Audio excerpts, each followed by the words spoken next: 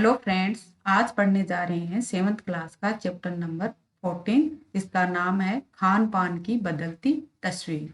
इसके लेखक हैं प्रयाग शुक्ल। इस पाठ में लेखक है वो भोजन के बारे में बता रहे हैं। इन वर्षों में हमारा जो खान पान है वो कितना तेजी से बदल रहा है और खान पान की इस बदली हुई संस्कृति से सबसे अधिक प्रभावित हुई है तो वो है नई पीढ़ी। तो चलो करते हैं इस वीडियो की शुरुआत। लेखक बता रहे हैं कि जो इडली डोसा बड़ा सांभर है ये केवल दक्षिण भारत तक की सीमित नहीं है, यह हमारे उत्तर भारत में भी हर शहर में उपलब्ध है। और जो उत्तर भारत की जो ढाबा संस्कृति है वो भी हमारे पूरे देश में फैल चुकी है। अब आप कहीं भी हो, उत्तर भारतीय रोटी दाल साग आपको मिल ही जाएंगे। फास्ट फूड तुरंत भोजन का चलन भी बड़े शहरों में खूब बड़ा है। फास्ट फूड यानी तुरंत बनने वाला भोजन कि अब आप कहीं भी चले जाओ, कोई से भी देश में चले जाओ, आपको सब जगह भारतीय रोटी दाल साग है वो मिल जाएंगे। और जो फास्ट फूड है वो भी बड़े शहरों में खूब बड़ा है कि बड़े बड़े जो शहर होते हैं उसमें ये फास्ट फूड का जो चलन है बहुत तेजी से बढ़ रहा है। इस फास्ट फूड में बर्गर नूडल्स जैसी कई चीज शामिल है। एक जमाने में कुछ ही लोगों तक सीमित चाइनीज नूडल्स अब संभवतः किसी के लिए अजनबी नहीं रहे। लेखक कह रहे हैं कि जो फास्ट फूड बर्गर नूडल्स है वो किसी के लिए अब नई चीज नहीं है, इनको सारे लोग है जानने लगे हैं, पहचानने लगे हैं। ये इसीलिए किसी के लिए ये अजनबी नहीं रही कि इस 2 मिनट्स नूडल्स के बारे में तो बच्चे बूढ़े सभी लोग जानते हैं इसको।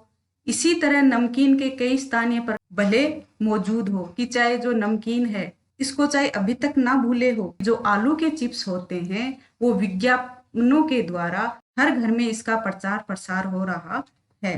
गुजराती ढोकला गाठिया भी अब देश के कई हिस्सों में स्वाद लेकर खाए जाते हैं। और बंगाली मिठाइयों की केवल रस भरी चर्चा ही नहीं होती, वे कई शहरों में पहले की तुलना में अधिक उपलब्ध है। यानी स्थानीय व्यंजनों के साथ ही अब अन्य प्रदेशों के व्यंजन पकवान भी प्राय हर क्षेत्र में मिलते हैं। और मध्यम वर्गीय जीवन में भोजन विविधता अपनी जगह बना की है कि लेखक बता रहे हैं कि जो गुजरात में ढोकला गाठिया आदि चीज बहुत प्रसिद्ध थे वो आज हमें हर शहर में उपलब्ध हो जाएंगे। और जो बंगाल की जो मिठाइयाँ है वो भी हमें हर क्षेत्र में मिल जाएगी। कुछ चीजें और भी हुई है कि जो ब्रेड है वो पहले बड़े लोग तक ही सीमित थी, इसको जो छोटे लोग थे वो बिल्कुल नहीं जानते थे, पर अब खुशबू तक पहुंच चुकी है और नाश्ते के रूप में लाखों करोड़ों भारतीय घरों में सेकी तली जा रही है। और जो खान पान की इस बदली हुई संस्कृति से सबसे अधिक प्रभावित हमारी नई पीढ़ी हुई है, जो पहले के जो हमारे स्थानीय व्यंजन है उसके बारे में बहुत कम जानती है और जो नए नए व्यंजन है उसके बारे में बहुत कुछ जानती है। तो स्थानीय व्यंजन है जो हमारे जो घर का खाना था वो तो अब घटकर कुछ ही चीजों तक सीमित रह गया है। जैसे बम्बई की पाव भाजी और दिल्ली के छोले कुलचों की दुनिया में पहले की तुलना में बड़ी जरूर है, पर अन्य स्थानीय व्यंजनों की दुनिया में छोटी हुई है। लेखक कह रहे हैं कि जो बम्बई की पाव भाजी और दिल्ली के छोले कुलचे हैं उसमें दुनिया पहले की तुलना में बड़े जरूर हैं, लेकिन जो स्थानीय हमारे व्यंजन है वो बहुत कम हुए हैं, कम बनाए जा रहे हैं। भी बताते हैं कि मथुरा के पेड़ों और आगरा के पेठे नमकीन में अब वह बात कहाँ रही, यानी जो चीजें बची भी हुई है उसकी गुणवत्ता में फर्क पड़ा है। पहले के टाइम मथुरा के पेड़े और आगरा के पेठे बहुत प्रसिद्ध थे, अब उनमें भी वो बात नहीं रही, अर्थात उनमें भी वो स्वाद नहीं बचा है। फिर मौसम और ऋतुओं के अनुसार फलों खाद्यान्नों से जो व्यंजन और पकवान बना करते थे कि जैसे अलग अलग ऋतुओं में मिठाइयाँ बनाई जाती थी, उन्हें बनाने की फुर्सत अब कितने लोगों में रह गई है कि उन्हें पकाने में और बनाने का जो समय है अब लोगों के पास नहीं है। कि अब जो गृहिणियां है कामकाजी महिलाएं यानी जो नौकरी करती है उन महिलाओं के लिए खरबूजे के जो बीज सुखाने का समय है अब वो नहीं रहा है। लेखक कह रहे हैं कि हमारे व्यंजनों में तो बहुत कमी आई है और जो देश विदेश से व्यंजन है वो बहुत अधिक मात्रा में अपनाए जा रहे हैं।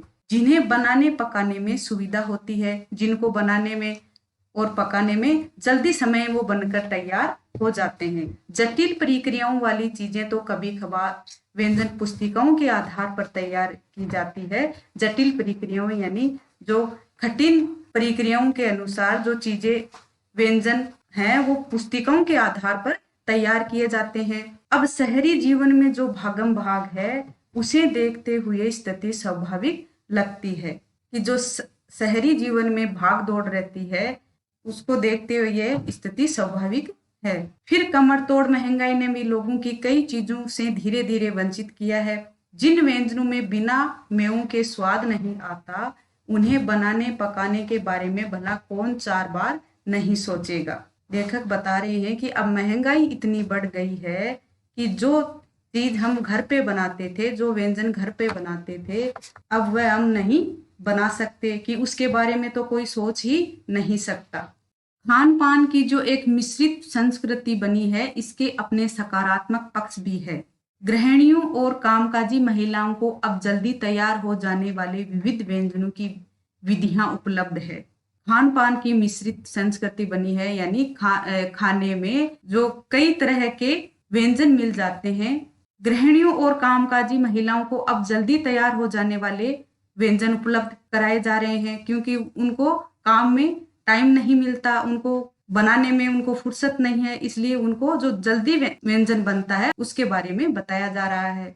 नई पीढ़ी को देश विदेश के व्यंजनों को जानने का सुयोग मिला है, भले ही किन्हीं कारणों से और किन्हीं खास रूपों से, क्योंकि यह भी एक सच्चाई है कि विविध व्यंजन इन्हें निखालिस रूप में उपलब्ध नहीं है। आजादी के बाद उद्योग धंधों, नौकरियों, तबादलों का जो एक नया विस्तार हुआ जिसके कारण भी खान पान की चीजें किसी एक प्रदेश से दूसरे प्रदेश में पहुंची। लेखक बता रहे हैं कि जब हमारा देश स्वतंत्र हो गया, आजाद हो गया, उसके बाद हमारे उद्योग धंधों का विस्तार हुआ और लोग हैं वो नौकरियां लगे, फिर उसका तबादला हुआ जिसके कारण जो हमारे व्यंजन है वो एक देश से दूसरे देश तक पहुंच गए। बड़े शहरों के मध्यम वर्गीय स्कूलों में जब दोपहर के टिफिन के वक्त बच्चों के टिफिन डिब्बे खुलते हैं तो उनमें विभिन्न प्रदेशों के यानी कई देशों के जो लोग हैं उनके अलग अलग तरह के अपने अपने जो व्यंजन है उनकी एक खुशबू उड़ती है। इससे हम खान पान से भी एक दूसरे को जानते हैं। इस दृष्टि से देखें तो खान पान की नई संस्कृति में हमें राष्ट्रीय एकता के लिए नए बीज भी मिल सकते हैं कि हम लोगों को उनके व्यंजन को देखकर भी एक दूसरे को जान लेते हैं। बीज भली भांति तभी अंकुरित होते हैं जब हम खान पान से जुड़ी हुई दूसरी चीजों की ओर भी ध्यान दें। मसलन हम उस बोली बानी भाषा भूषा आदि को भी किसी न किसी रूप में ज्यादा जानेंगे जो किसी खान पान विशेष से जुड़ी हुई है। इसी के साथ ध्यान देने की बात यह है कि स्थानीय व्यंजनों का पुनरुद्धार भी जरूरी है। पुनरुद्धार जो चीज वापस प्रचलित हो, जिन्हें अब एथनिक कहकर पुकारने का चलन बढ़ा है। ऐसे स्थानीय व्यंजन केवल 5 सितारा होटलों के प्रचारार्थ नहीं छोड़ दिए जाने चाहिए। 5 सितारा होटलों में वे कभी कभार ही मिलते रहे। जो हमारे स्थानीय व्यंजन है वो 5 सितारा होटलों तक ही नहीं छोड़ देने चाहिए। वो व्यंजन है वो कभी कभार ही मिलते हैं। जिन घरों और बाजारों से वो धीरे धीरे गायब होते जा रहे हैं, ये एक दुर्भाग्य की बात होगी। अच्छी तरह बनाई पकाई पूड़ियां, कचौड़ियां, जलेबियां अब बाजारों से गायब हो रही है।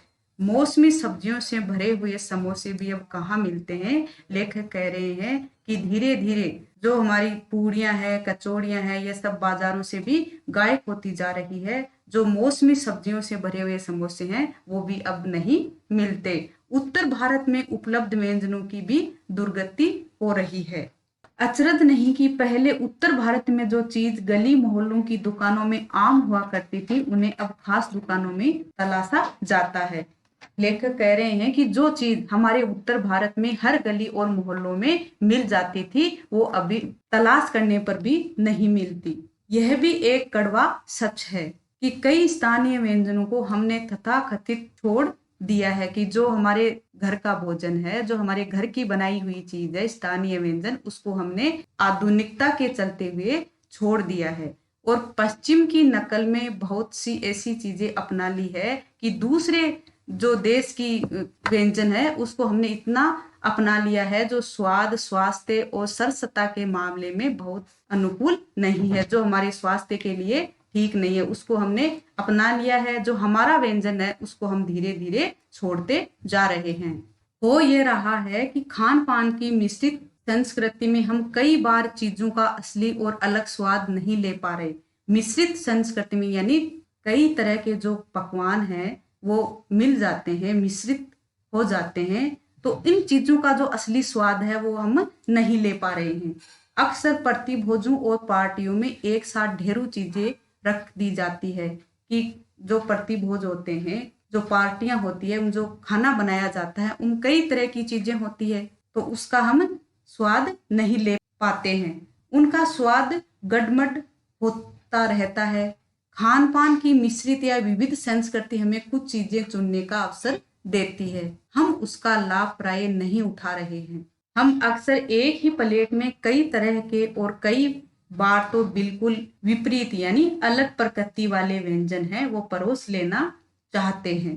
कि अब लेखक कह रहे हैं कि अब जो कई तरह से मिलकर जो खाना बना है, मिश्रित संस्कृति बनी है, अब यह लग रहा है कि यही विकसित होने वाली है, आने वाले टाइम में ये इनका ही विकास होने वाला है, उसे तरह तरह से जांचते रहना जरूरी है। अगर ये वीडियो अच्छा लगा हो तो इसे लाइक, शेयर और सब्सक्राइब करना ना भूलें।